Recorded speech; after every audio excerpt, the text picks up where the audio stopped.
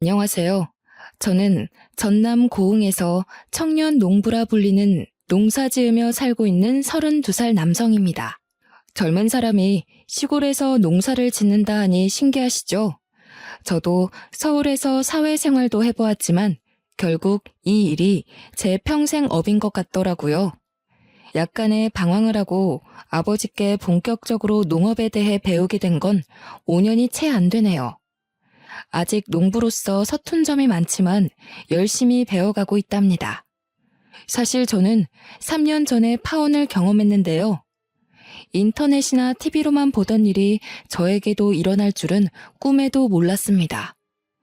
할머니가 해주신 말씀을 무시하고 그때 결혼을 강행했더라면 저는 아마 이 세상 사람이 아니었을지도 모르죠. 그 사건으로 인해 사람을 사귀는 것에 대한 트라우마가 생겼는데요. 사람을 만나면 이 사람은 나를 배신하지 않을 것인지, 위험한 사람은 아닌지 조금 더 신중하게 생각하는 버릇이 생겼거든요. 파혼한 지 얼마 안 되었을 땐 사람 자체가 무서웠습니다. 농사를 짓다 보니 몸도 피곤하고 잡생각이 많이 사라져 지금에서야 웃으며 이야기할 수 있게 됐네요. 그래서 용기 내어 여러분에게도 제 사연을 들려드리고자 이렇게 글을 쓰게 되었죠. 그럼 지금부터 제 기막힌 파혼 사연 시작하겠습니다. 저는 어려서 일찍 어머니가 돌아가셨는데요. 그래서 할아버지와 할머니 손에서 자랐죠. 아버지는 할아버지, 큰아버지와 함께 농사를 크게 짓고 계시는데요. 남들은 저희 집을 분홍 집안이라고 말하더군요.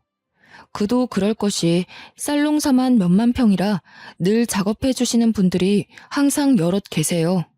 과수원을 함께 운영하시며 배추, 당근, 비트 등 우리가 생활에서 접할 수 있는 야채들은 거의 다 유기농으로 직접 재배하시고요. 할머니와 큰어머니는 작은 김치 공장을 운영 중이세요. 말이 공장이지 손수 기른 야채로 직접 장아찌나 김치를 담그셔서 판매하시는 일을 하시는 거고요. 할머니가 손맛이 좋으신 덕분에 주변 지인에게 재료값만 받고 판매를 하시던 것이 시내에 있는 마트나 식당에도 납품할 정도로 규모가 조금 커졌거든요. 할머니, 큰어머니 두 분이서 하시기엔 벅차서 동네 할머니들과 소소하게 일하고 계세요. 아버지도 정성껏 기르신 농작물을 원래는 시장이나 마트, 식품업체 등의 재료음을 주로 하셨습니다.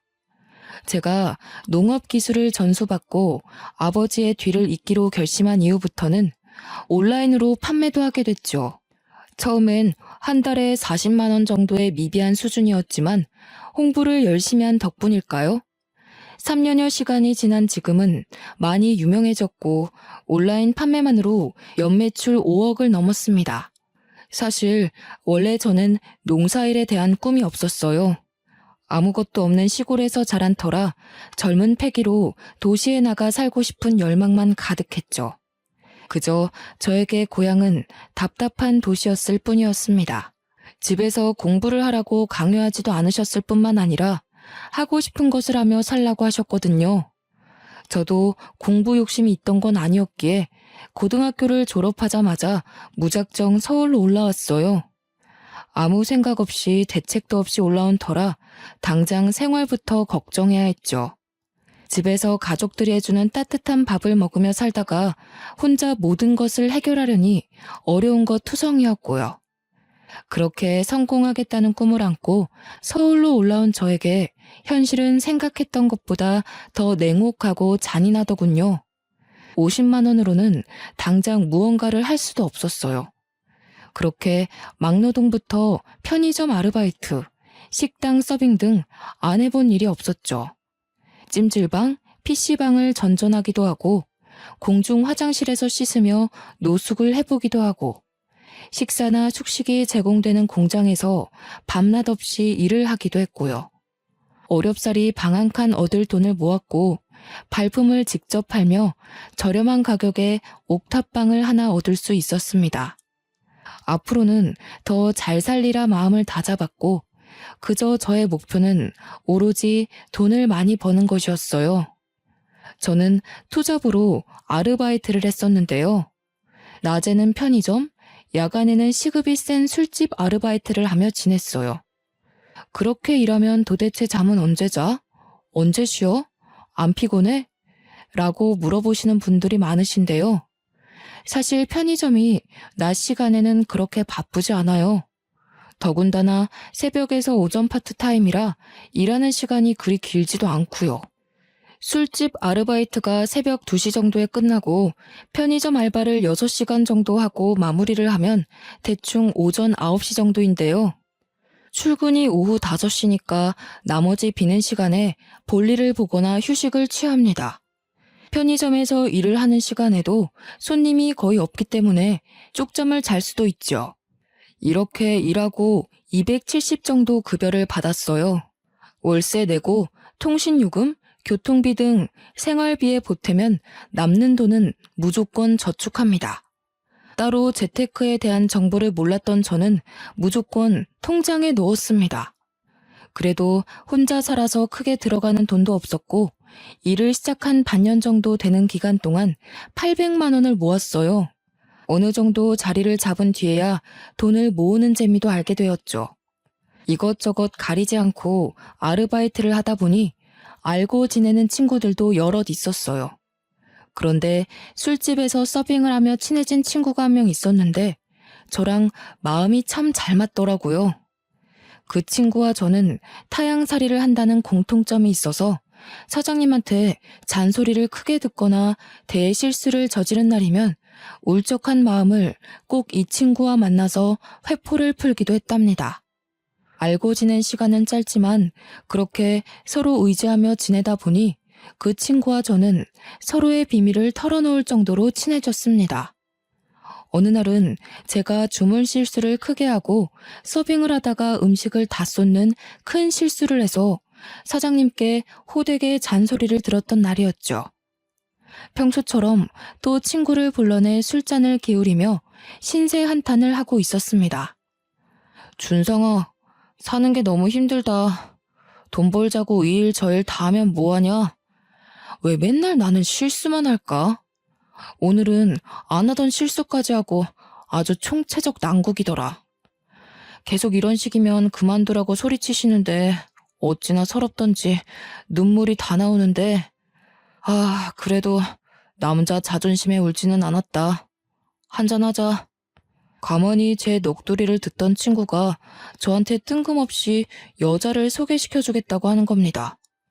지금도 열심히 돈을 버느라 하루하루가 바쁘다 보니 연애를 할 생각은 없었거든요. 그런데 평생을 모태솔로로 살다 보니 이제는 여자친구 좀 만나봐야겠다는 생각이 들었어요. 광진아, 내가 알게 되는데 진짜 예쁘게 생겼어. 소개시켜줄 테니까 만나볼래? 갑자기 뜬금없이 무슨 소개팅이야. 나 혼자 먹고 살기도 바빠 죽겠는데. 그리고 나 영장 날아왔더라. 나 가을에 입대해야 해. 굳이 미루다가 갈 필요는 없어서 사장님한테 말하고 입대 전까지만 일하려고. 영장이 벌써 나왔냐? 난 아직 안 나왔던데. 야, 그래도 원래 군대 가기 전에 여자친구 만들어 놓고 가는 거야. 다들 그런다더라. 일말상초? 뭐 일병이나 상병 달고 헤어진다는 소리도 있는데 요즘엔 그거 다 헛소리야. 그래도 하루 이틀도 아니고 2년을 기다려야 되잖아. 군대 가기 전에 여자친구 만드는 건 정말 비양심적인 것 같은데? 기다려야 하는 사람 입장 생각해보면 정말 못할 짓이야 그건. 야, 그래도 한 번만 만나봐라. 정말 놓치기 아깝다니까. 너 언제까지 모태솔로 소리 들으면서 살래? 이제 그만 솔로 탈출할 때도 되지 않았냐? 만나서 밥을 먹던 커피를 마시던 상관 안 할 테니까 일단 한번 만나보라고. 제가 모태솔로라고 언급했듯 사실 저는 여자를 만날 기회조차 없던 사람이었습니다. 제 고향은 귀농과 기촌을 하러 오는 곳이지 젊은 사람이 살만한 동네는 아니었거든요. 근처에 농과 밭밖에 없었고 편의점도 차로 30분은 가야 했기 때문이죠. 심지어 제가 다니던 중고등학교는 전교생이 30명 정도에 불과했고 그중 여학생은 단 4명뿐이었습니다. 이러니 제가 여자친구를 만들려고 해도 이성과의 연애는 꿈도 못 꿀 환경이었던 거죠. 아무튼 친구가 도통 사정을 하는 바람에 등살에 떠밀려 결국 소개팅 자리에 나갔습니다. 가볍게 커피나 한잔하고 나오자 생각으로 약속한 장소에 나갔어요. 15분 정도 먼저 와서 기다리고 있는데 제 시간에 맞춰 오더라고요. 제 앞에 앉아있던 그 여자의 첫인상은 한마디로 표현하자면 곧 쓰러질 것 같은 갈대였어요. 가녀린 몸에 서글서글한 인상, 조용조용하면서도 나긋한 목소리를 가진 그 여자는 어딜 가나 인기 있을 훈녀 스타일이었죠. 누구나 좋아할 법한 귀엽고 동글동글한 외모의 말투까지. 이성에 관심이 없던 제가 아마 그때 눈이 떠지기 시작했나 봅니다. 어색한 순간도 잠시, 분위기는 금세 무르익어 늦은 시간까지 술도 한잔하며 재밌게 놀았습니다. 집에 데려다주며 다음을 기약하면서 서로 번호를 교환했고요.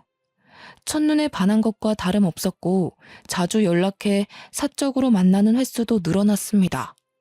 나이도 동갑인데다 그 여자는 모 대학에서 식품 영양학을 전공하는 학생이었어요. 제가 밤늦게까지 일을 하고 오면 밥은 먹었냐며 자취방에 간식이나 요깃거리를 두고 가고 몸이 아파서 며칠을 끙끙 앓으면 죽과 약도 사다 주고 저를 살뜰히 보살펴 주었어요. 말도 잘 통하고 취미도 비슷해서 점점 친근감이 쌓여갔고 저를 배려해주고 잘 챙겨주는 모습이 예뻐서 제가 먼저 고백해 사귀게 되었습니다. 제가 이때 소개팅에 나간 게 천추의 한이 되었지 뭡니까? 그리고 여기서 미리 말씀드리지만 저한테 여자친구를 소개시켜준 그 친구와도 인연을 끊었어요. 바로 여자친구 때문에요. 그 이야기는 차차 들려드릴게요. 그렇게 가을이 막 접어들 무렵 저는 군대를 가게 되었죠. 여자친구는 군대에 가서도 그 먼 거리를 매주 면회와 주었고 면회를 못 오는 날이면 편지나 전화를 꼬박꼬박 해주었어요. 여자친구 덕분에 군 생활을 아무 이상 없이 잘 마칠 수 있었다고 해도 과언이 아니었죠. 신기한 건 중간에 한 번도 헤어짐의 위기가 없었다는 겁니다. 그만큼 여자친구가, 때로는 제가 서로에게 잘 맞춰주며 예쁘게 만났다는 증거겠죠. 전역하고 나서는 여자친구에게 꽃신을 신겨주며 앞으로 행복하게 해주겠다고 프로포즈를 했습니다. 여자친구는 어려울 때 사람 버리는 것 아니라며 프로포즈를 받아주었고요. 미래를 함께하기로 약속했고 서로 자리를 잡을 때까지 서로를 응원해주기로 했어요.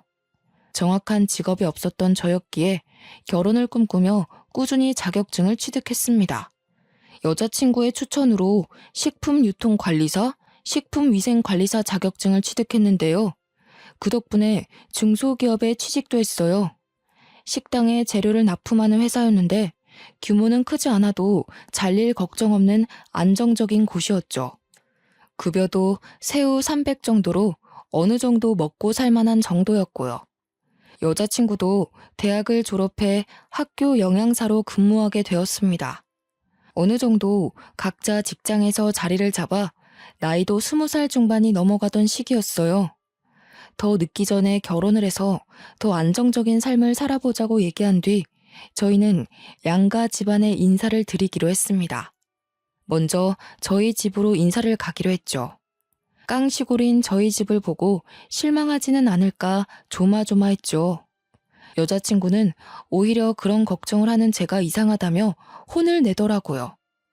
쓸데없는 걱정이라며 제가 결혼할 여자친구를 데리고 온다는 소식에 시골집답게 온 집안 사람들이 다 모였습니다. 아이고, 어서 와요, 아가씨. 먼 길 오느라 고생이 많았어요. 힘들진 않았고? 서울 아가씨들은 다 이렇게 예쁜가 보네. 나는 광진이 큰엄마 되는 사람이에요. 우리 손자 며느리 왔구만. 배고플 텐데 식사부터 거들자고요. 우리 광진이가 잘해줘요. 녀석이 무뚝뚝한 구석이 있어서 걱정했는데 이렇게 지색씨를 덕 하고 데려올 줄이야. 잘 왔어요. 나는 광진이 하랩이 되는 사람이에요. 안녕하세요. 김혜진이라고 합니다. 광진 씨와 좋은 감정으로 만나고 있어요. 진작 찾아뵀어야 하는데 그러지 못해서 죄송합니다. 늦게나마 인사드리게 됐네요. 잘 부탁드립니다. 할아버지, 할머니, 아버지, 큰아버지 댁까지 모두 거실에 빙 둘러앉았죠. 명절을 보내는 듯한 느낌이었고 여자친구가 충분히 부담스러워하고도 남을 상황이었어요. 노심초사하며 저는 여자친구의 눈치를 살피기 바빴습니다. 그런데 집에 인사 온 여자친구의 얼굴을 할머니가 뚫어져라 쳐다보시더니 점점 표정이 굳으시는 겁니다. 우선 먼 길 왔으니 식사부터 하자며 화기애애한 분위기가 유지됐지만요. 식사가 끝난 후 큰어머니가 다가와 차를 내주셔서 이런저런 대화를 하게 되었습니다. 혜진이라고 했던가? 아가씨 부모님은 어디서 무얼 하시는 분인가? 우리 광진이랑은 어떻게 만났고? 우리 광진이랑 오래 연애했다면서? 그동안 왜 한 번도 인사를 오지 않았누? 여자친구 있다는 소리를 듣지도 못했는데. 네, 할머니. 저희 부모님은 평범하세요. 아버지는 작년에 교직에 있다 정년 퇴임하셨고요. 제가 좋은 친구 있으면 소개시켜달라고 떼를 썼는데 마침 광진 씨랑 딱 눈이 맞았지 뭐예요? 더 일찍 인사드리지 못해서 죄송해요. 굳은 표정의 할머니는 여자친구를 위아래로 훑어보며 의심의 눈초리로 꼬치꼬치 캐묻기 시작하셨어요. 집안 어른이 물어보시는 거라 제가 함부로 하지 말라고 할 수도 없는 노릇이었고 여자친구가 불편해할 것을 생각한 저는 이러지도 저러지도 못해 매우 답답했죠. 할머니는 계속해서 알 수 없는 표정을 지으시더니 마지막에는 여자친구의 사주를 물어보기까지 하시더라고요. 여자친구는 당황하는 기색 하나 없이 웃음을 잃지 않고 물음 하나하나 정성스런 대답을 해드렸고요. 여자친구가 부담스러워할 걸 알았는지 큰어머니도 이제 늦었으니 그만 쉬자며 화제를 돌려주셨죠. 그렇게 별다른 일이 없이 그날은 그렇게 마무리가 되었습니다. 자기야, 우리 할머니가 좀 유별나시지? 많이 곤란했겠다. 우리 할머니가 내가 유일한 손자라서 그런지 나한테 애정이 좀 과하셔. 내가 결혼할 여자를 데려왔다니 괜히 저러시네. 자기가 이해 좀 해줘. 내가 대신 사과할게. 아니야. 할머니 입장에서는 충분히 그럴 수 있지. 내가 할머니였어도 그랬을 거야. 노파심에 걱정되기도 하시고. 내가 궁금하기도 하신 거겠지. 난 오히려 그렇게 말 걸어주신 게 감사한걸. 내일 일찍 올라가야 하니 피곤할 텐데 어서 자자. 여자친구와 저는 하룻밤을 자고 다음날 아침 식사 후 서울로 올라왔어요. 서울에 올라와서 할머니의 표정이 내내 마음에 걸렸던 저는 할머니께 전화를 했습니다. 그래도 처음 인사 간 자리인데 너무하신 거 아닌가 싶은 서운한 마음도 들었어요. 할머니, 저 잘 올라왔어요. 혹시 제 여자친구 마음에 안 드세요? 인사드리는 내내 표정이 안 좋으셔서요. 손주가 결혼한다는데 예쁘게 봐주세요. 예, 광진아. 여자친구와 결혼은 다시 생각해보는 게 어떻겠냐? 이 할미가 노파심에 하는 얘기지만 그 아가씨 우리 집에 들어왔을 때 주변이 까맣더구나. 인상만 보면 좋은데 내가 하도 이상한 기분이 들어서 말이다. 사주에 남을 해하는 살이 많이 꼈더구나.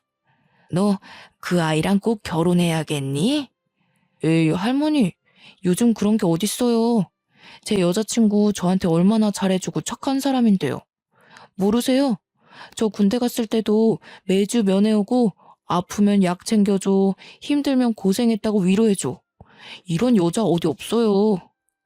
그래도 이 할미는 영 찝찝해서 말이다.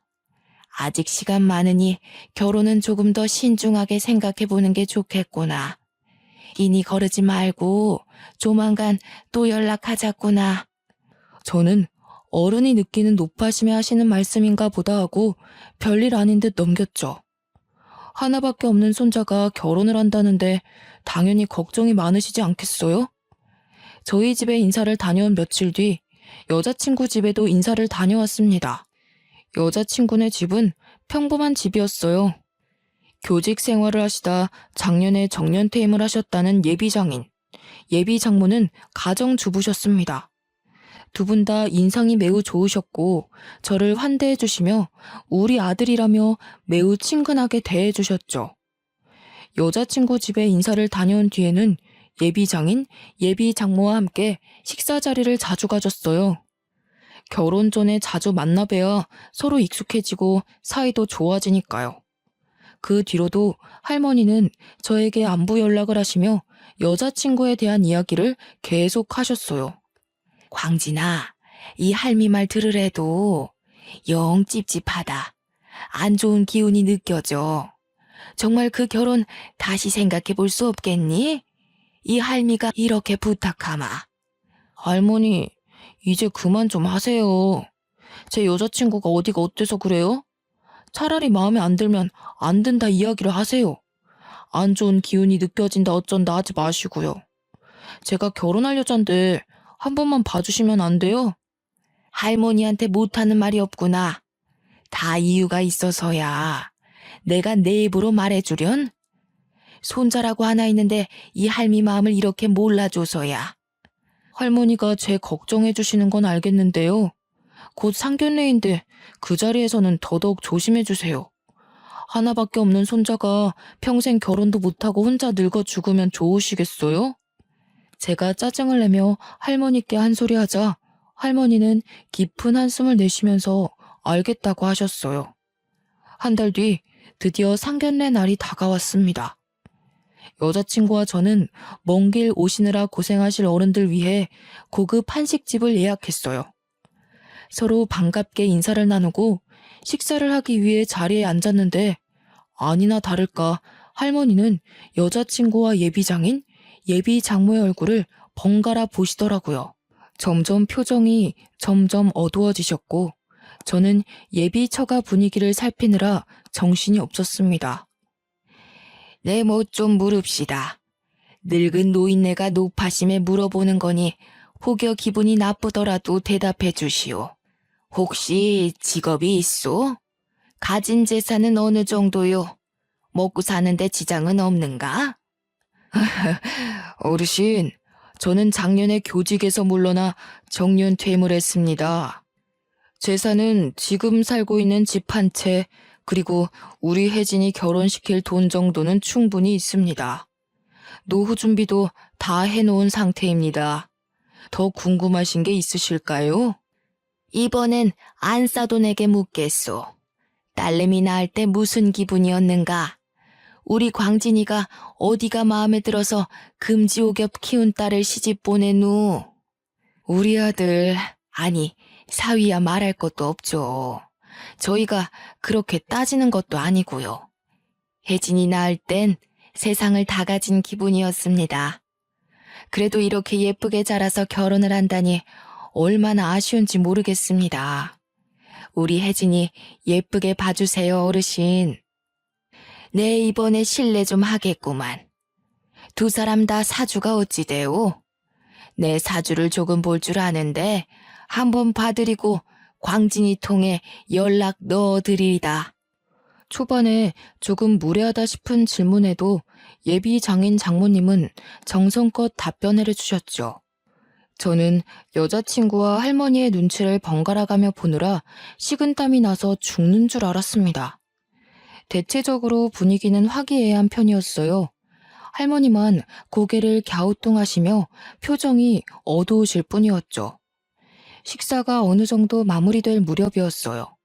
할머니가 자리에서 일어나시더니 갑자기 답답하시다며 화장실에 다녀오신다고 밖으로 나가셨죠.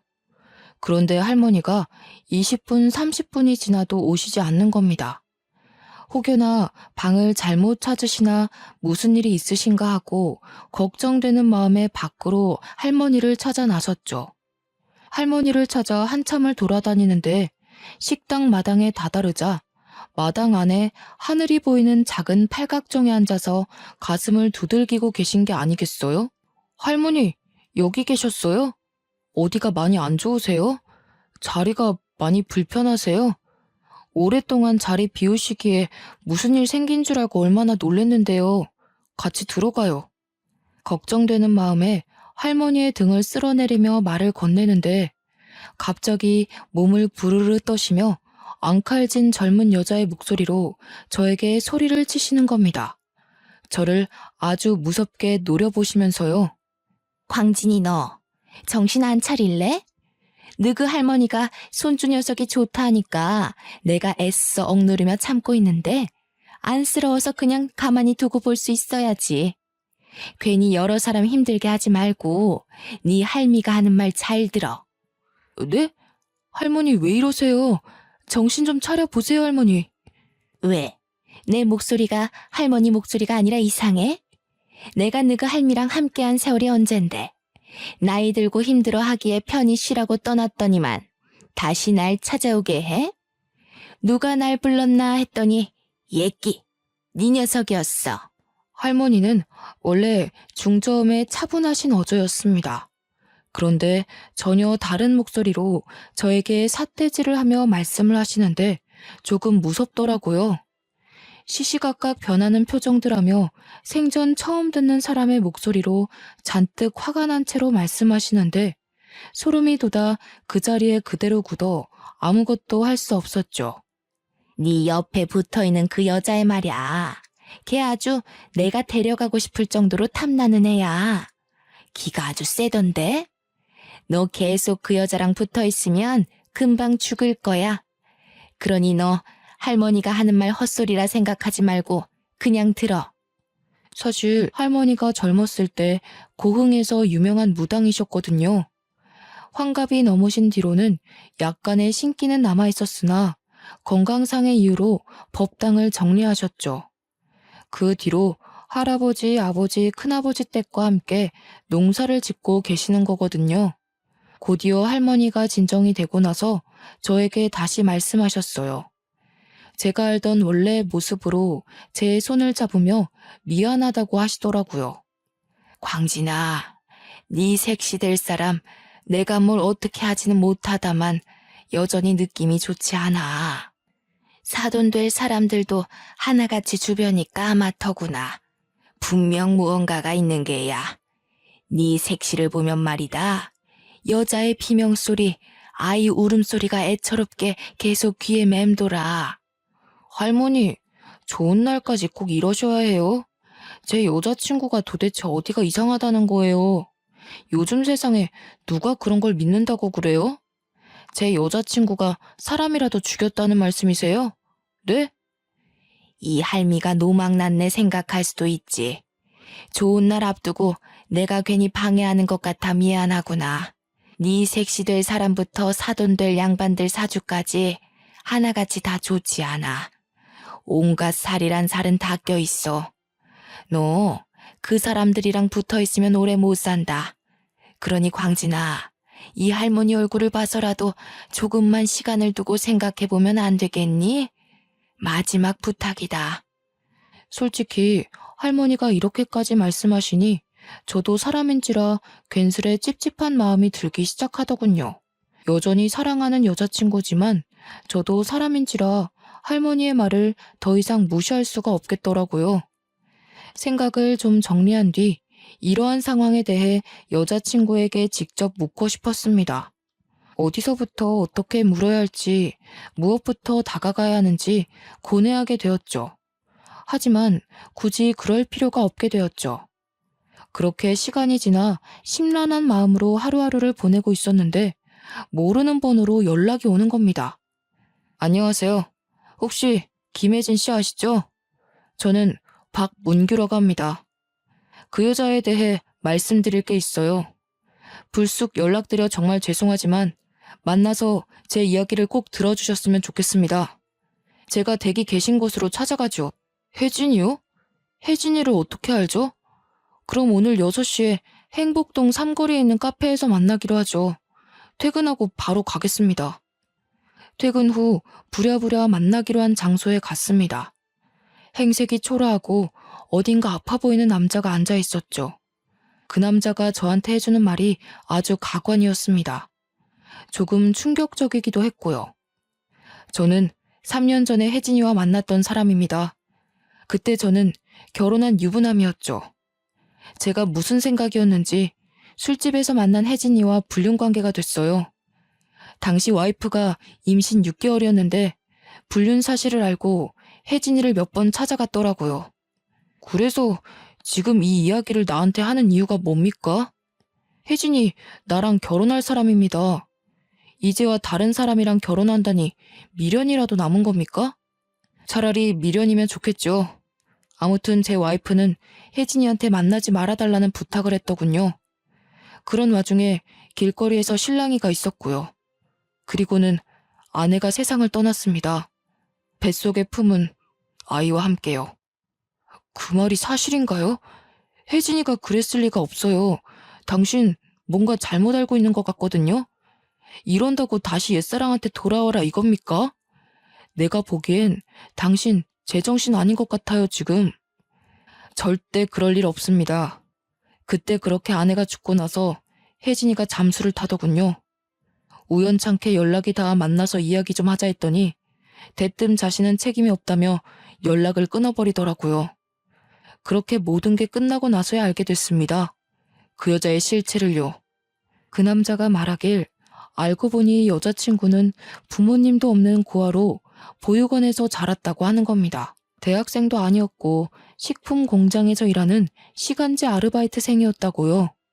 집, 부모님, 직업 하나같이 모든 것이 거짓이었고 심지어 사기 전과도 있었다는 게 아니겠어요? 아마 제가 만났던 예비 장인 장모는 돈으로 고용한 사람이라더군요. 자신도 아내와 아이가 떠나고 난 뒤 흥신소를 통해 여자친구에 대해 알아본 결과라고 했죠. 여자친구를 그대로 둘 수 없어 이야기라도 나눠보려고 주변을 맴돌며 기회를 엿보는데 행복해하는 저를 보며 죄책감이 들었다는 거예요. 근데 그 행복이 진심이 아니라는 것을 알고 있는 이 남자는 저에게 여자친구에 대한 사실을 알려줘야겠다고 결심을 했답니다. 그 남자가 보여준 몇 장의 사진과 통화 녹음 파일을 보며 저는 너무 기가 막힌 사실에 손과 발이 덜덜 떨리기 시작했어요. 머릿속이 하얘지더라고요. 좋은 날 앞두고 괜히 이런 말을 해서 미안하게 됐습니다. 더 이상 저 같은 피해자가 나오지 않기를 바랄 뿐입니다. 혜진이, 아니, 그 여자 절대 믿지 마시고 조심하세요. 제가 해드릴 수 있는 이야기는 여기까지네요. 만나주셔서 감사합니다. 저는 그 남자의 말을 듣고 한동안 생각에 잠겼습니다. 어떻게 하면 사람이 그럴 수 있나? 무슨 생각으로 그런 삶을 사나 하고요. 제가 직접 두 눈으로 확인해 봐야겠다고 결심이 섰습니다. 그래서 여자친구를 미행하기로 했어요. 그런데 일을 한다던 여자친구는 어느 날은 집에서 틀어박혀 나오지도 않다가 또 어느 날은 밤늦게 들어오거나 생활 패턴이 너무 자주 바뀌는 겁니다. 집에서만 무작정 기다릴 수는 없겠다 싶어 여자친구가 근무한다는 학교에 갔어요. 남녀공학 고등학교였는데 일부러 경비실에 문의를 했죠. 저 실례합니다. 여기 학교에 근무하는 김혜진 선생님을 만나 뵙고 싶은데요. 어디로 가면 되나요? 제가 방문은 처음이라 잘 모르겠어서요. 누구요? 김혜진 선생님이요? 잠시만 기다려보세요. 이 학교에 김혜진이라는 사람은 없는데요. 몇 학년 담임이세요? 영양사로 근무하고 있다고 들었습니다. 근처에 볼 일이 있어서 왔다가 생각난 김에 한번 뵙고 가려고 들렸는데요. 안 계신가요? 여기는 그런 사람 없는데요. 잘못 찾아오신 것 같습니다. 안녕히 가세요. 제가 잘못 찾아왔나 보네요. 옆 학교였나 봅니다. 괜히 제가 번거롭게 해드렸네요.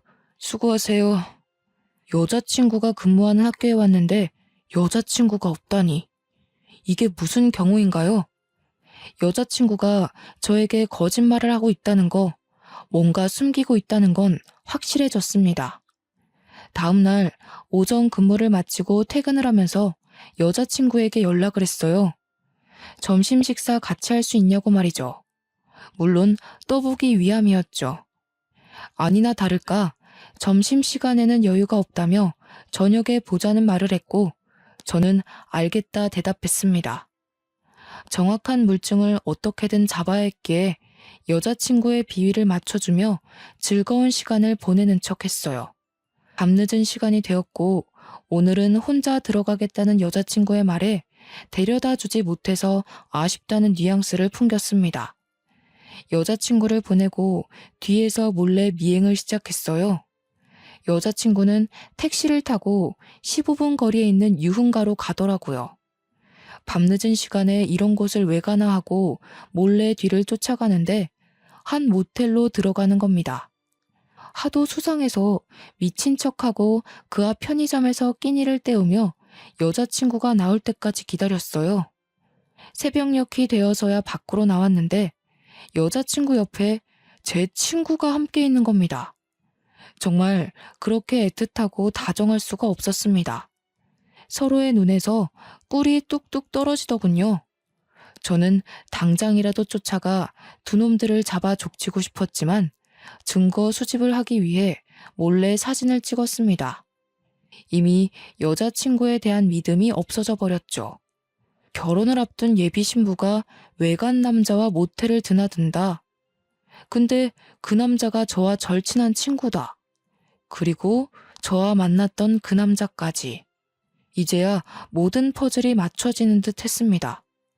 머리를 망치로 한 대 맞은 듯한 기분이었지만 저 혼자만으로는 충분한 증거 수집이 어려웠어요. 300만 원이라는 거금을 들여 흥신소에 의뢰를 했습니다. 좀 더 확실해야 했거든요. 얼마 지나지 않아 흥신소 직원으로부터 여러 사진들이 전송되더군요. 역시 돈을 들인 공이 있었습니다. 몰래 따라다니느라 여간 힘들 게 아니었습니다. 그 사람들 얼마나 조직적으로 움직이는지 솔직히 조금 힘들었어요. 대충 사이즈만 봐도 그 남자랑 여자 연인, 그리고 고객님이 말씀하신 여자 부모라는 사람들, 이 업계에선 유명한 사람들이에요. 돈 받고 부모 대행해주는 사람들로요. 뒷조사해달라고 의뢰 많이 들어오면 저 사람들 몇 번씩 본 직원들이 한둘이 아니거든요. 정말 고생하셨습니다. 합법이 아니란 건 알지만 제 사정상 어쩔 수 없었네요. 감사합니다. 무슨 일인지는 모르겠지만 사람 사는 게 다 거기서 거기 아니겠어요? 나도 정가가 있는 사람이지만 뭐 눈에 뭐만 보인다고 저 사람들 보통 사람들이 아니던데요? 분위기로 보나 조직적으로 움직이는 행동으로 보나 이상한 것 투성입니다. 흥신소 직원으로부터 받은 사진들을 보아하니 여자친구와 친구뿐 아니라 예비 장인 장모의 모습까지 담겨 있더라고요. 허름한 술집에 모여서 다 같이 무언가 이야기를 하고 있는 듯한 사진. 알고 보니 제 친구도 작정하고 저를 속인 한통속이더군요. 제가 속 얘기도 하고 지낸다고 했죠. 타향살이를 하며 친해진 사람이었기에 많은 위로가 돼서 집안 이야기를 몇 번 했던 게 화근인가 봅니다. 저처럼 돈을 벌고 싶은 생각이 많은 꿈 많은 친구라고 생각했는데 큰 오산이었네요. 저는 여자친구와 예비처가, 아니 그 사람들을 도저히 가만둘 수 없었어요. 예정대로라면 내년 봄 결혼식을 올리고 행복한 생활을 시작했어야 하지만 저는 사랑이라는 핑계로 저와 제 가족을 기만하려 했던 여자친구와 그 일당에게 복수하기로 결심했어요. 그러고는 곧장 이 사실을 할머니를 비롯한 가족 모두에게 알렸습니다. 그러게 이 할미가 뭐라 그랬냐? 내가 이상하다고 했지? 너 이 할미 말 안 들었다가 골로 갈 뻔했네. 아이고 우리 손자 살려주셔서 감사합니다. 어쩜 인두껍을 쓰고 그런 짓들을 하다니 내 이것들을 그냥. 할머니 우선 진정하세요. 저한테 다 계획이 있어요. 며칠 뒤 아버지 생신이잖아요. 아버지한텐 죄송하지만 그날을 핑계 삼아 여자친구를 시궁창에 빠뜨릴 거예요. 그런 줄 알고 계세요. 모두들 어떻게 그럴 수 있냐며 당장이라도 서울로 쫓아오실 기세였지만 아버지의 생신을 핑계로 여자친구를 데리고 내려가겠다 했어요. 그 자리에서 여자친구의 민낯을 드러내고 아주 짓밟아줄 계획이었거든요. 결혼 전에 땅 일부를 정리해 결혼 선물로 주신다는 핑계로 여자친구의 속셈을 파악해 좀 더 정확한 명분을 만들기 위한 하나의 계략이었습니다. 며칠 뒤 여자친구와 함께 고향에 데려가 가족들과 정신없는 하루를 보냈어요. 가족들이 잘 도와주어 생각보다 순조롭게 일이 진행되고 있었습니다. 저녁을 먹고 차를 한잔하며 아버지와 할머니가 여자친구를 불러 땅 이야기를 하셨어요. 여자친구는 땅이라는 말에 화색이 돌더니 이런 큰 선물 안 주셔도 된다며 감사하다며 잘 살겠다고 아양을 떨더라고요. 그러고는 자기 전 밖에서 예비 장모와 통화를 좀 하고 오겠다는 여자친구의 뒤를 몰래 밟았죠. 이거다 싶어 몰래 숨어 녹음을 시작하는데 아니나 다를까 여자친구의 검은 속내가 드러나더라고요. 그 대화를 엿듣는 중에도 옆에 있는 짱돌이라도 주워 던져버리고 싶은 걸 간신히 참았습니다. 제 친구, 아니 그 자식과 통화를 하는 것 같더라고요. 이제 됐어. 나한테 땅을 준다네? 농사 짓는 집이라고 해서 얼마나 땅이 큰가 했더니 몇천 평 수준이 아니던데? 여기 관광지 개발 예정 구역이라 돈도 어마어마해. 몇십만 평이라니까? 결혼해서 잘만 구슬리면 이거 다 내 거 되겠는데? 그러니까 이 사람은 느낌이 좋다고 했잖아. 역시 자기는 사람 보는 눈썰미가 있다니까? 맨날 학교 출근하는 척 얼마나 고생했게?